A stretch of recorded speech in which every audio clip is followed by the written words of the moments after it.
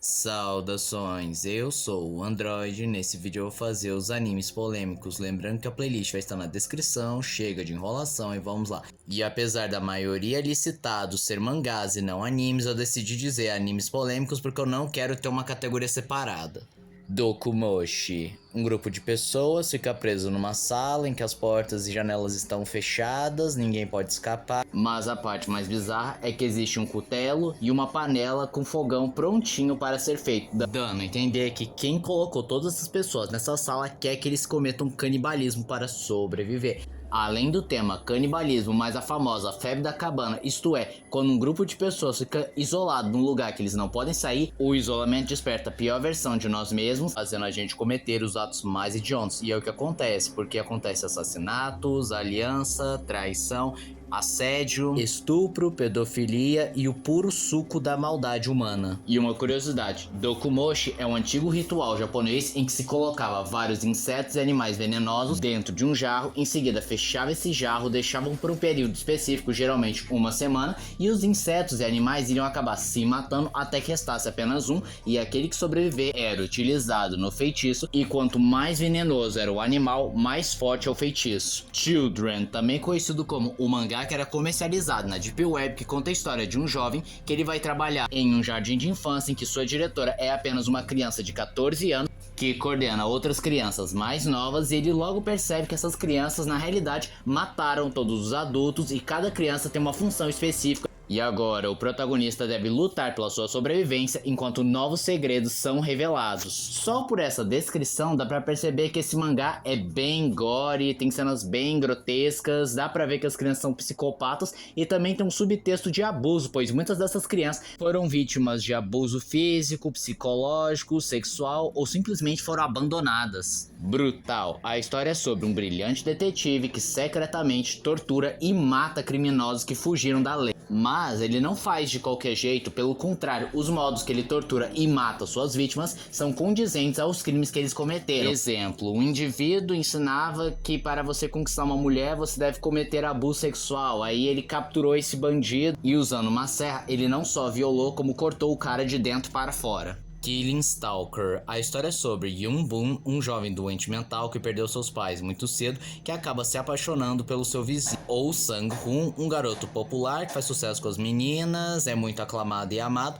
E um dia ele invade a casa do seu vizinho e descobre que ele não é tão perfeito assim. Na realidade, ele guarda uma mulher dentro do seu porão com qual ele comete vários tipos de abuso e violência. Mas antes que pudesse fazer qualquer coisa, Sang-Hun o golpeia por trás e captura ele, revelando ser um serial killer e vai cometer vários tipos de tortura. E o Yon acaba gostando porque ele já era aficionado pelo seu vizinho e agora ele desenvolve síndrome de Estocolmo, passa por diferentes tipos de violência, abuso, ferimentos e ele acaba gostando, dando um aspecto bem fetichista. E também existe um subtexto de incesto, pois o próprio Sun-On tinha uma relação esquisita com a sua mãe. Em um momento bem específico, ela pede para que seu filho desça às 4 da manhã e ele acaba se deparando com a sua mãe tendo relações com um cara com o qual ele é forçado a participar. Mushoku Kyosei Shuryujo. Na trama, o governo japonês desenvolveu um novo método para acabar com o desemprego e pessoas que são desempregadas ou ganham menos de 6 salários mínimos são mandados para uma sede do governo para terem seus cérebros reprogramados para facilitar a empregabilidade. E o protagonista, junto com a sua namorada, são mandados para esse lugar e logo descobrem que lá na realidade é um campo de concentração. E os guardas cometem os mais diferentes tipos de absurdos, abusos e violências contra aqueles que estão ali dentro, porque, bom, eles não vão prestar queixa pois terão seus cérebros reprogramados e memórias apagadas. E o ponto de virada na trama é quando o protagonista vê a sua namorada sendo abusada por 3 guardas e seu objetivo é buscar justiça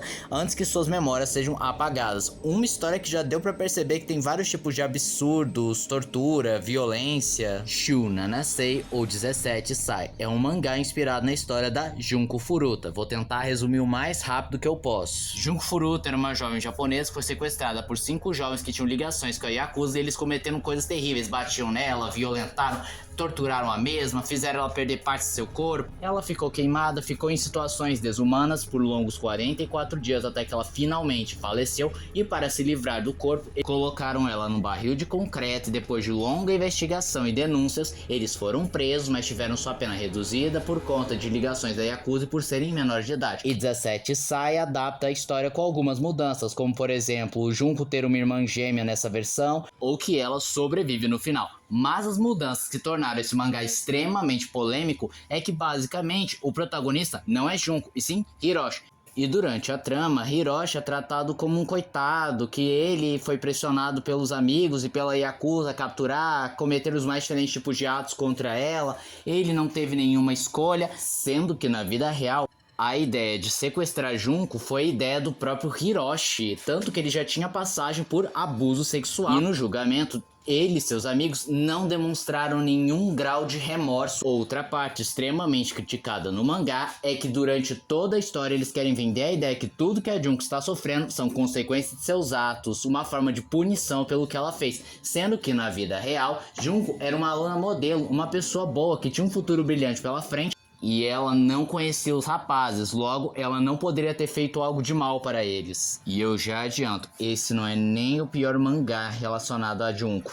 DeadTube, a história sobre um garoto que é contratado para gravar vídeos para o YouTube, para o RedTube, mas ele descobre que na realidade ele não está fazendo vídeo nem para o YouTube e nem para o RedTube, e sim para o DeadTube, uma plataforma para vídeos snuff, ou seja, vídeos que contêm morte, violência e abuso sexual de verdade. E assim como o YouTube, a plataforma te premia quanto maior o número de visualizações dos seus vídeos, e com o passar do tempo, o protagonista vai ganhando gosto na mesma, a um ponto de se empolgar de um modo exagerado. Koi Kaze, a história sobre um homem que toma um pé na bunda de uma mulher e ela pergunta se ele já se apaixonou uma vez na vida. Então ele relembra a vez que ele se apaixonou pela sua própria irmã. Que detalhe, tem apenas 12 anos, ele já tem 27 anos, ou seja, é um anime de incesto e de pedofilia. E sim, eles chegam às vias de fato.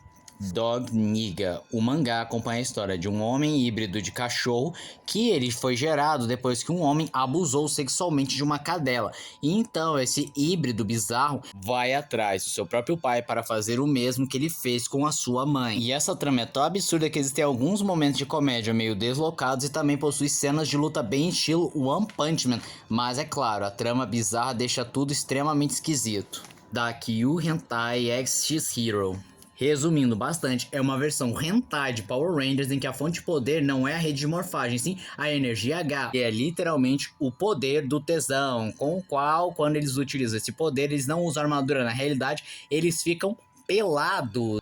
E um detalhe super esquisito sobre esse anime é que uma das personagens principais, ela tem muita energia H desde criancinha, a um ponto que os monstros que se alimentam de energia H simplesmente explodem ao chegar perto dela, e por isso ela não encosta em nenhum menino para não ativar a sua energia H. Você não ouviu errado, no anime eles falam que uma criança tem o poder do tesão.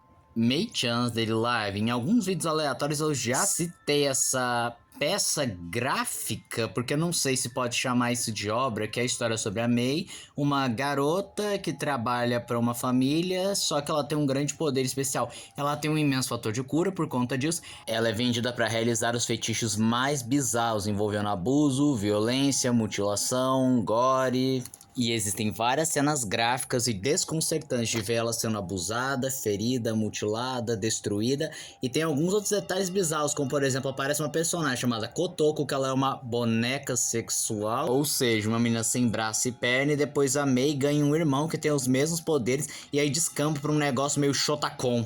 Metamorfoses, a história é sobre uma menina que ela acaba mudando parte de sua personalidade e aparência para poder se encaixar com os alunos da escola. Ela arranja um namorado que simplesmente acaba dopando e abusando da mesma e a coloca no mau caminho, que ela acaba se drogando. Ela se torna escrava sexual para poder sobreviver e conter o seu vício. Ela é abusada pelo pai e a mãe também bota a culpa nela por ter seduzido o próprio pai e é mandada para fora de casa. Ela acaba engravidando e aí ela aborta esse bebê. Ela é abusada por moradores de rua, acaba engravidando mais uma vez, só que ela decide ter o bebê, aí os amigos da escola dela espancam ela mesmo ela estando grávida e depois disso tudo ela comete suicídio. E apesar da tamanha violência e bizarrice, as pessoas tentaram dizer que o anime tem um fundo meio moralista e crítico para que você não se envolva com companhias erradas para não acabar como a personagem principal, mas o autor simplesmente falou que não tem nada a ver e nas palavras dele ele apenas queria escrever um mangá divertido. Sim, o cara é doente.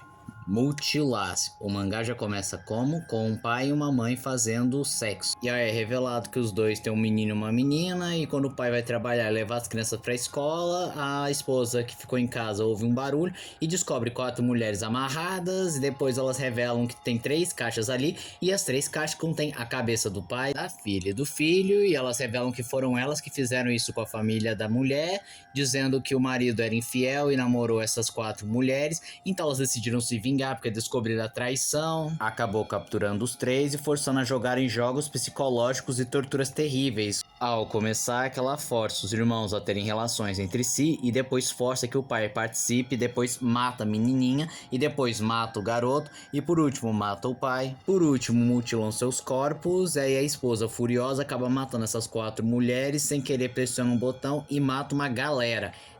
Bizarro, né? Tóquio Akazuki, ou Chapeuzinho de Tóquio, conta a história da Chapeuzinho Vermelho que está à procura do lobo, só que para isso ela acaba se relacionando com vários caras mais velhos, lembrando que ela é apenas uma criancinha, e assim como a Mei-chan, ela também tem poderes curativos, o que faz com que o mangá não seja só um mangá de estupro e pedofilia, como também um mangá fetichista com torturas, violência, mutilação, queimaduras, e sim, esse mangá é considerado até criminoso, então nem chegue perto. Shingendai Ryukiden. Sabe o caso da Junko Furuta? Ou a Colegial do Concreto? Ou que ainda por cima, um dos, não o caso mais cruel de crime no Japão moderno, simplesmente foi transformado num hentai eroguro. Para quem não sabe, eroguro é a junção das palavras erótico e grotesco, em que você pega cenas gráficas, grotescas, visualmente perturbadoras e ofensivas e transforma em algo erótico, algo sexual. E Shiryu-kiden é exatamente isso, porque o autor pegou o caso da Junko Furuta e transformou num hentai fetichista. Além de ser um gênero que não é para todo mundo, também é uma falta de respeito. Não só com a memória da vítima, como de seus familiares, amigos, pessoas que viveram o acontecimento. Quer ouvir uma curiosidade bizarra? O cara que ilustrou é exatamente o mesmo que ilustrou Mei-chan's Daily Life, então dá pra notar uma certa semelhança quanto a isso. E esse foi o vídeo de hoje. Se você gostou do vídeo, se inscreve no canal, compartilhe o vídeo, comente, dê seu like, dê sugestões de que vocês querem ver aqui no canal. Também não esqueçam de ativar as notificações, encher o vídeo de like, caso gostem dos meus vídeos. Então, tchau.